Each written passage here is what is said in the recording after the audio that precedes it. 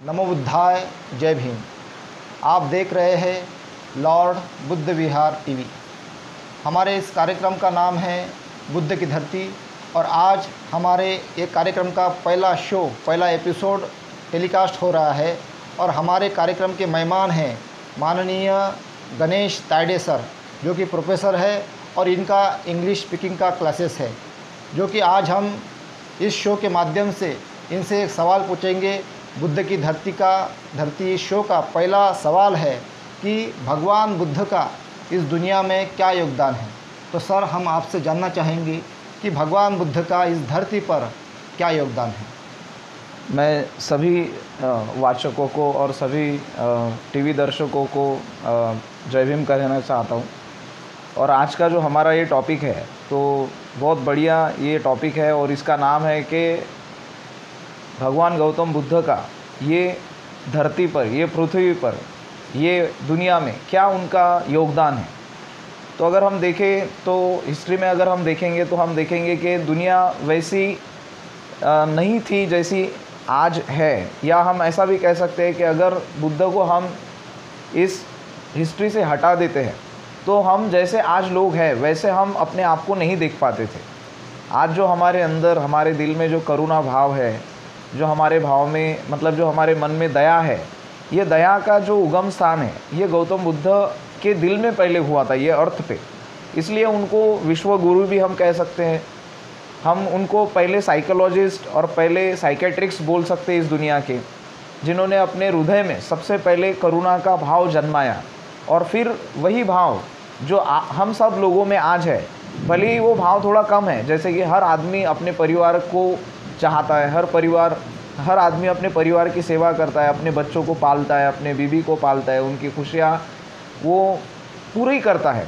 तो ये जो भाव आया है, ये भाव हमारे दिल में जो जगाया, ये गौतम बुद्ध ने जगाया। तो हम देखते हैं कि इस अर्थ पे जो भगवान बुद्ध का जो योगदान है वो क्या है।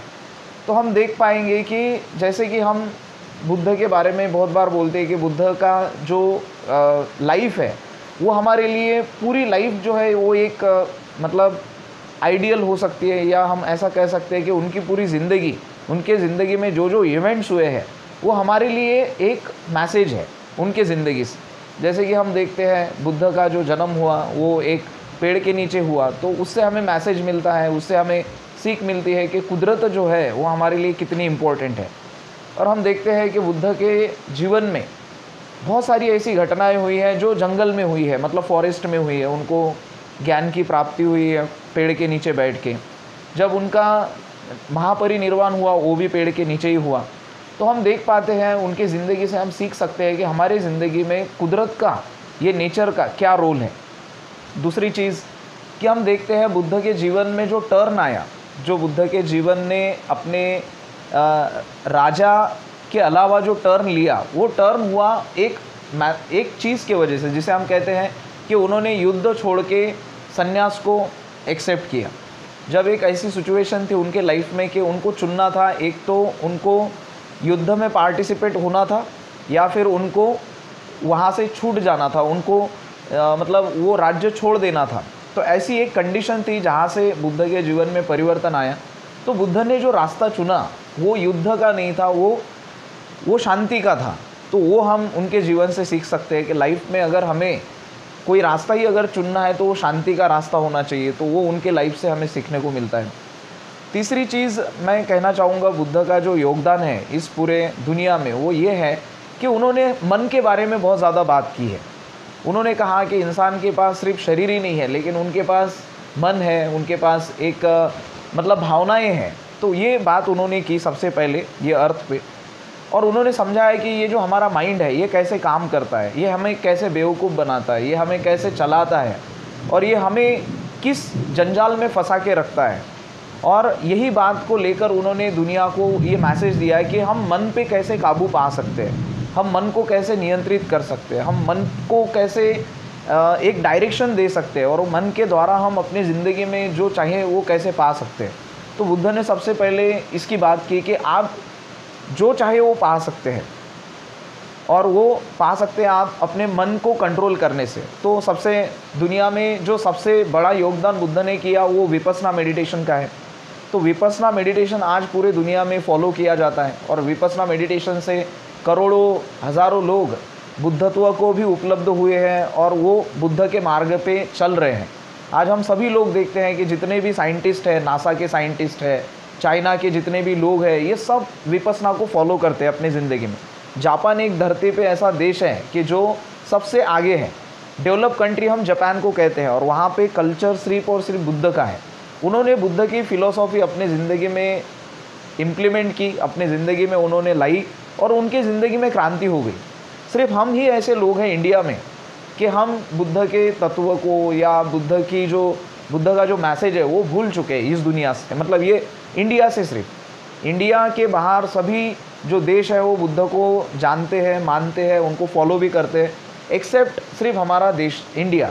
तो इंडिया में आप देखोगे कि हम डेवलपिंग कंट्री है, डेवलप कंट्री नहीं है। और इसी वजह से नहीं है कि हमने जो हमारा जो ख़जाना है इस देश में, जो भगवान बुद्ध ने हमें जो ख़जाना दिया, वो ख़जाना को हमें पता ही नहीं कि वो कैसे अपनी ज़िंदगी में उतारना है। तो ये सबसे बड़ा योगदान है। उसके बाद जो हम योगदान के बारे में बात करेंगे तो ये है कि आप दुनिया में कहीं पे भी जाओ, आपको बहुत सारे ऐसे लोग मिलेंगे जो बहुत सारी NGO चला रहे हैं, नॉन गवर्नमेंट ऑर्गेनाइजेशन। बहुत सारे लोग हैं जो पेड़ लगाने के काम कर रहे हैं, बहुत सारे ऐसे लोग हैं जो एनिमल्स को पालने का काम कर रहे हैं, बहुत सारी ऐसी ऑर्गेनाइजेशन है। तो ये ऑर्गेनाइजेशन का जो बेस है या उनका जो संदेश है या उनकी जो फिलॉसफी है वो बुद्ध से ही आई है। बुद्ध ने सबसे पहले इंसानों को बताया कि एनिमल्स भी कितने इम्पोर्टेंट हैं, ये अर्थ का एक एक जीव, मतलब एक चींटी भी कितनी इम्पोर्टेंट है, ये बुद्ध ने हमें समझाया। बुद्ध का मानना ये है कि अगर आप इस अर्थ पे हो तो ये अर्थ पे रहने का एक साइंस है, ये अर्थ पे रहने का एक कानून है, और वो कानून है कि आपको यहाँ पे ऐसे रहना है कि बाकी किसी जीवों को तकलीफ ना हो। अगर आपके वजह से किसी की हत्या हो रही है, किसी की ज़िंदगी जा रही है, तो आपने ये अर्थ को डिस्टर्ब कर दिया। कहीं ना कहीं वो आदमी का रोल ये अर्थ पे था जिसको आपने मिटा दिया, और उसके परिणाम आपको सभी लोगों को भुगतने पड़ेंगे। जो कि आज हम देख रहे हैं, हम पेड़ काट रहे हैं, एनिमल्स को मार रहे हैं, और जो एनिमल्स की दुनिया है उनको हम मतलब बर्बाद करके अपनी दुनिया बसा रहे हैं। तो हम देख रहे हैं कि क्लाइमेट में कितने सारे चेंजेस आ रहे हैं, कितना सारा मतलब धूप, मतलब कितनी सारी टेम्परेचर हर साल बढ़ते जा रही है। तो ये हमारे लिए एक डेंजर है, और इससे बचने के लिए हम कह सकते हैं कि हमें बुद्ध की जो फिलॉसफी है या बुद्ध का जो ज्ञान है, जो बुद्ध की जो अमृतवाणी है, वो हमें अपनी ज़िंदगी में लानी पड़ेगी।